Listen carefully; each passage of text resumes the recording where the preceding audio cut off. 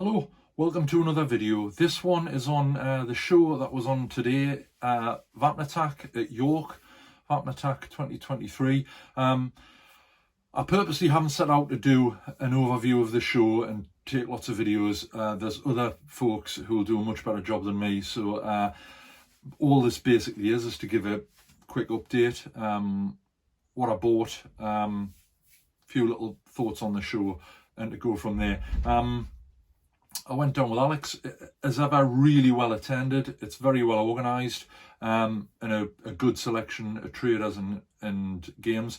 One of the main reasons I went was to see the 6mm MGM River game that's been it's been around all the major shows. I've noticed if you've followed look in the war game press, it's been photos of it in there. Great piece of work. So we saw that, had a nice chat to the guy who'd done it. One of the reasons I wanted to have a look at it is that in 6mm we've been using a system, a World War II system, 6mm called All Hell Let Loose, which I'm going to do maybe as a rules review of soon. Excellent little system, and I just wanted to get his views on what he thought of it. It's obviously all good, and it gets the sweet spot between playability and accuracy. Definitely worth having a look at. So that was one of the main reasons we went. And in line with that, sort of figures wise, I made a couple of purchases which we'll go on to when we go onto the bench. I wanted to just check out the back of 6mm World War II stuff. Couple of odds and ends from war bases, nothing too exciting. And unfortunately Hellion were there, Hellion Publishing, and I find it very difficult to walk past their stand at any of the shows and not end up buying a book or a couple of books, which I did, which we'll see later. So that's where we are. We'll get back over to the bench and we'll go from there. Right, this is a view of the Gloucester's Last Stand at Imjim River from the Korean War that Charles Roundtree put on at York today. It's been in all the press. Absolutely superb piece of work. I had a nice chat to him about obviously about the game and also the All Hell Let Loose, which is the rule system he's using. As I already mentioned, I'll be doing a review of those rules in hopefully the not too distant future. But for me, this was the star of the show. Excellent piece of work. So these are the Bacchus vehicles packs that I mentioned that I got at York today. I haven't actually tried any of the vehicles before. My understanding is that the majority stuff I've got is GHQ, which is obviously 285th. A few people have told me that the Bacchus ones are slightly bigger. However, at this scale and at the distance on the table, I don't think it's going to make a big difference. But obviously, when I get a couple of examples painted and based up, I'll put them next to the GHQ stuff and just see what I think. So it's just really to complement some of the late war German-Russian stuff that I got. They do quite a nice pack. This is, I think it's called the German High Command. I'll show you a couple of vehicles. So it's got things like Kuba wagons, Horsches. This is the Horsch. The detail is quite nice. Obviously GHQ is an extremely hard act to follow, but they're all. I had a look at the prices recently. I was after a Berg Panther, and the GHQ one, there's two vehicles in the pack, and I think it's £14, and to me to pay £7 for one 6mm vehicles, a bit crazy. So there's a Horsch there, Kuba wagon, and there's a motorbike and sidecar team, 9 or 10 figures. The figures are quite nice. I think this guy's a motorcycle rider with a big rubberized overcoat thing on, the guy in the middle. Quite nicely done. And there's an Opel Blitz with the office body, which is separate. So that's sort of that sort of thing, which I was thinking of either possibly doing as an ambulance. I don't know, I'll have a little think. So that's the command team. I also got just some odds and sods. I wanted a couple of reconnaissance units. It's sort of late war Hungary in 45 that I'm doing. So I got a pack of 250s. These are the alt ones, which I suppose you could still get away with rather than the newer version. And it's the 9, which has got the 20mm turret with the mesh cage protectors on the top. So there's 3 of those. I then got, this is quite unusual, I don't know whether I should or not, it's the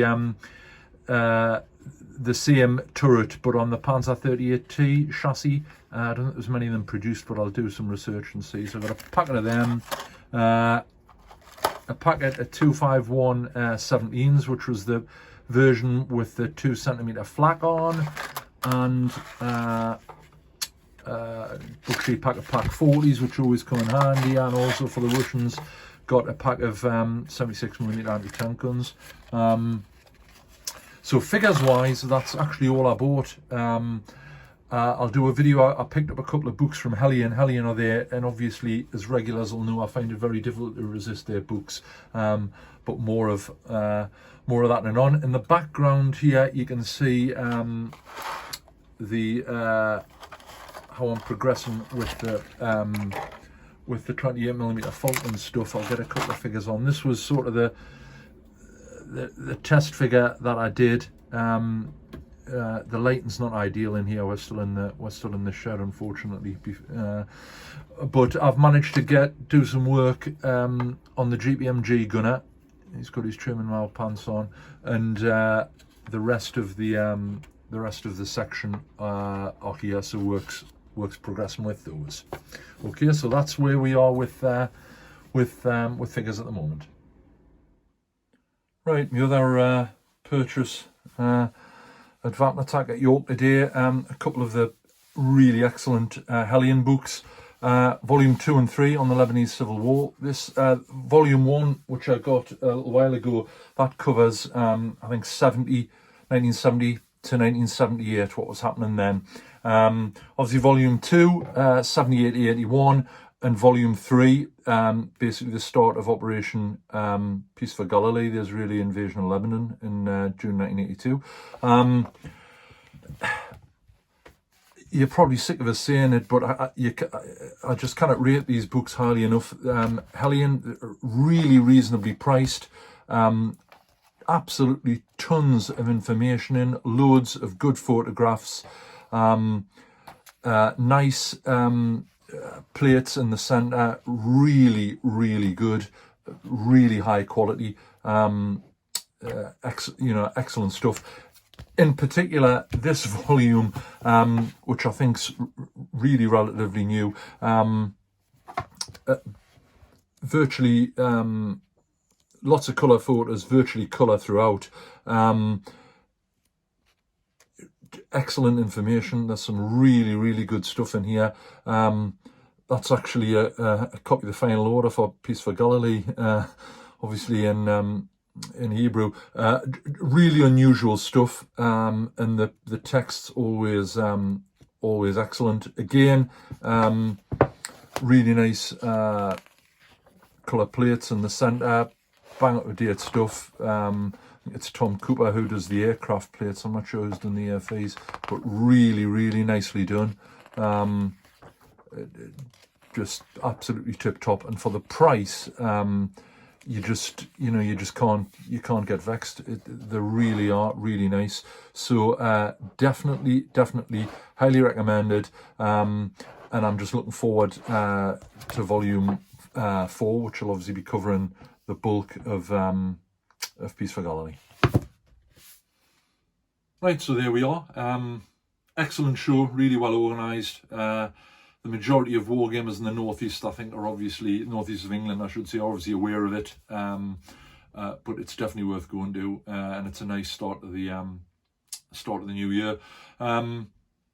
So as normal, if you've enjoyed the video, give it a thumbs up. If you're not already a subscriber, have a think about subscribing. You can do that from the main channel page. Alternatively, at the end of the video, you can click the button, bottom right hand corner. That's an Empress 28mm modern British infantryman.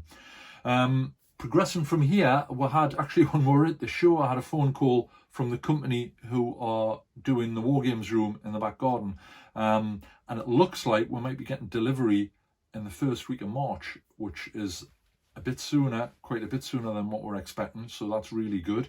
So I'll keep you posted on that. Me and Alex have got Salute coming up. We're actually flying down this year because, strangely enough, it was actually cheaper to fly British Airways Newcastle to Heathrow than it was to go down on the train, which is a bit strange. But anyway, so that's what we're doing. So we'll be at Salute. Anyone who says we're there, obviously give us a shout. But that's in the mid long range. I think that's when's that in April? 24th ringing a bell, but I might be wrong with that. So the big thing at the minute will be getting sorted. We've got to do a little bit of groundwork in the back garden before the company comes to lay the foundations for the room, and then it'll be onwards and upwards from there. Okay, so once again, thanks very much indeed for watching, and we'll see you next time.